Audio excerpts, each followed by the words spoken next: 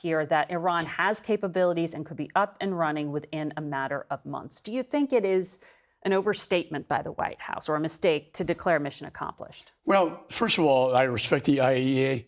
Their job is to inspect, not to be an intelligence agency. So they don't really have the clear intelligence analysis that I would attribute to our intelligence community, like the CIA.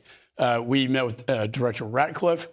It was not just his decision. These are career and intelligence officers that have been in the CIA for over 30 years that made this assessment that it was severely damaged and sets the program back a matter of years.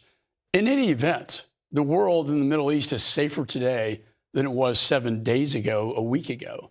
That is highlighted by the fact that the proxies didn't light up. Russia didn't come to their aid. Mm-hmm. China basically ran back for cover. Iran is on its own and psychologically is very damaged. The deterrence is real. The damage is real. This is a masterful military operation, the likes of which I haven't seen since my father's war, World War II. So on the homeland front, do you then dismiss these concerns about threats? You have the National Terrorism Advisory System that says there's a heightened threat environment in the U.S. after these strikes. There were federal agents that arrested 11 foreign nationals from Iran, including one who had ties to Hezbollah.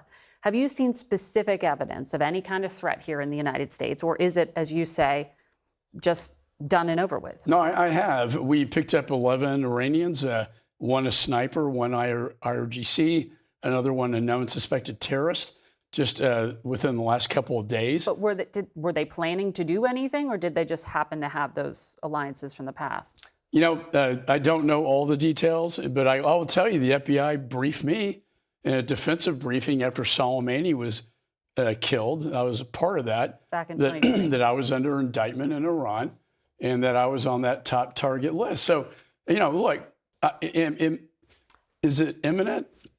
I don't know. We have to take it seriously that there could be sleeper cells in the United States that could go after people like Mike Pompeo, John Bolton, myself, and others that were involved in that decision making, and including the President of the United States. We know he's been targeted.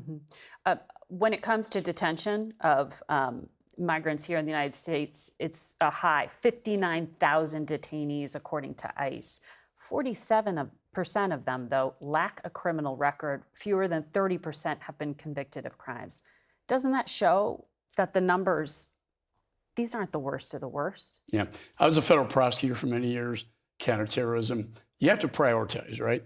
I would prioritize the aggravated felons that Mayorkas let in defiance of federal law. It was shall detain. He said may detain and let them out into the streets. I would prioritize that. So you would prefer that Homeland Security prioritize them and not run up the numbers the way they are in the statistics? Well, I think they're running the numbers up because 15 to 20 million people came under the Biden administration, and they're trying to get some sanity involved in the United States. And I think deterrence is the key here. And Margaret, it is working.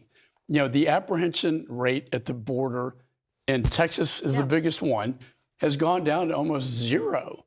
I mean, the border is just about secure. Catch and release is over, and the threats are going away. Mike McCaul, Congressman, thank you very much for your insights today. Thanks, Margaret. Thanks for